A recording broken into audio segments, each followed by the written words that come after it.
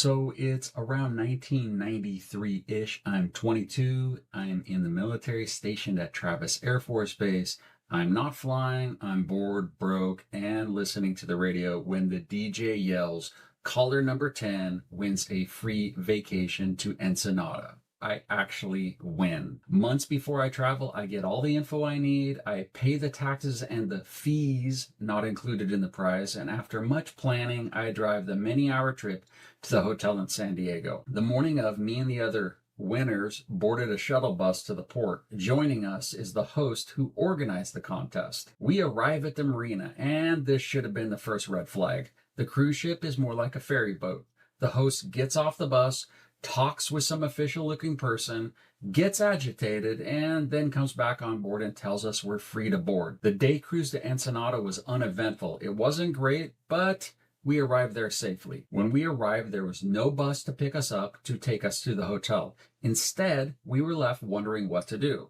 Someone in the group called the hotel, and they said they had no clue who we were, and there were no reservations. We'd been duped. The entire group of winners had paid taxes and fees on the free vacation, and there was no vacation. It was actually a cheap hotel in San Diego and a day trip to Mexico on a ferry boat. We basically had two options. Number one, pay for the hotel ourselves and try to recoup costs from the host later, or number two, get back on the ferry boat and return to San Diego.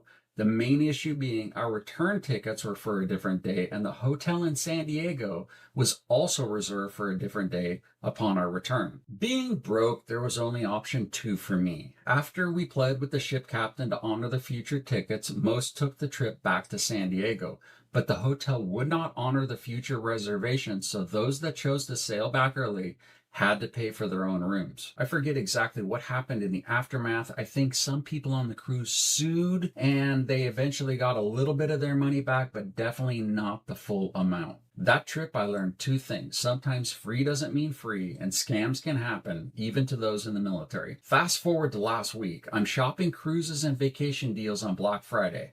Of course, I wound up looking for veterans deals as well. Some sites I looked at had a low teaser price, then piled on resort fees, taxes, and optional all-inclusive fees that required a lot of additional research, and something I wouldn't want to deal with once I was in a foreign country. Like, what are you going to say if they tell you it costs an additional $1,000 once you're in Mexico? Sorry. No, you'll pay it. After searching many deals and doing many comparisons, it felt like the same old 1993 playbook, just with a patriotic logo and slogan. This led me to visit the official DoD leisure travel site, AmericanForcesTravel.com, which is available to those in the military, others from a host of different agencies, and veterans with honorable discharge status. Their site has all the official logos, including MWR, that's Morale, Welfare, and Recreation for those that don't remember.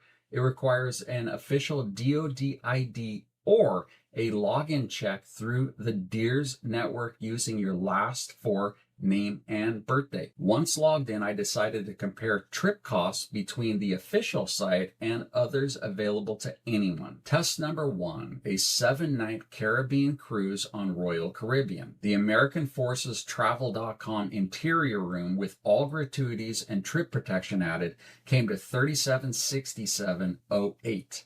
The Royal Caribbean Direct, the same sailing with the same fees added, came up to $3711. Just a little side note, I chose the trip insurance on both sites, but the gratuities option was only available on the Royal Caribbean site. So I took that amount and I added it to the American Forces Travel total amount so I can get a comparable cost. The trip booked through the DoD site saves around $56, but with taxes and other fees, you may save or spend a little bit more. What I did notice, there were a few additional perks on the American Forces Travel website.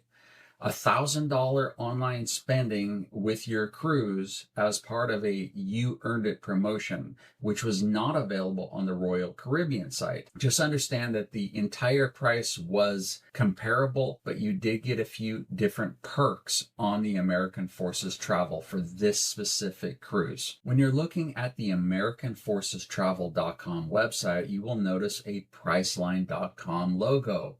You would think this is an actual Priceline website, but when you look at their terms of service, it says this is not a site owned by Priceline, but it is contracted through the Department of Defense. But when you open the two sites side by side, they're almost identical. So for test number 2, I decided to use the American Forces Travel website and the Priceline website as a comparison. For test number 2, I chose a vacation to Japan, including a hotel and round-trip flights. The American Forces Travel on the official site came up to $7,448.94, and the exact same package on Priceline.com, the company that powers the DoD site, came out to $7,350.18. And mind you, when you do the search, the images side by side for the listings are exactly the same. It's a duplicate site. There's really no difference. Yet being the same site, same hotel, same trip, same everything, you end up paying $98.94 extra on the official government portal. I seriously have no idea how the same company using the same system has two different prices for the same trip. And the one that's a deal for military and veterans is actually higher. Thanks for your service. Here's the higher bill. So whether it's a radio DJ in 1993 promising a free vacation or veterans exclusive banner in 2025, I live by one rule. Compare before you book and always research before travel. If it seems too good to be true, it probably is. Drop your own free trip or vacation horror story below. I know I'm not the only one. Travel smart, save money, and take the vacation you actually deserve. Remember, you earned it.